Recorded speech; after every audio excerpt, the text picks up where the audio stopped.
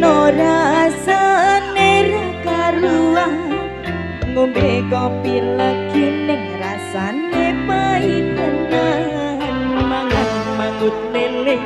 rasane kok padha tempe apa kaya ngene rasane wong ora duwe Kang Mas mbok ya sampun lenesu nesu kabeh iso rasa kudu nganggo maju-maju emana paras gantengmu gak beda karo atimu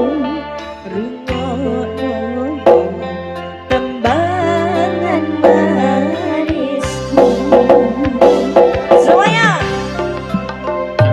du sayang ngapunten saya itu yang kurang saged nuruti apa karep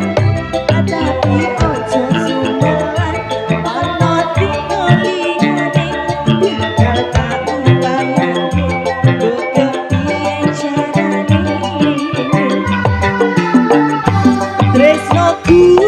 ora bakal sayangku ora bakal goyang saja kahanane kubro anak bakal setia orang mungkin membuat matur suwun sampun ono ning sandingku saben dina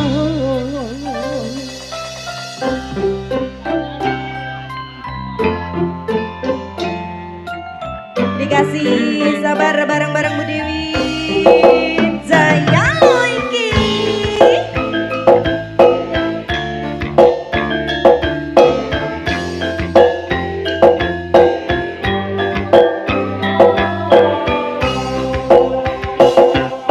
yo Kang Mas mbok yo sampun lenesu nesu kabeh iso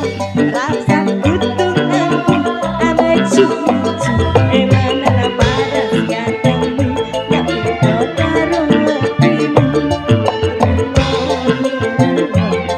tembangan manismu du sayang ngapunten saestu yang kurang saged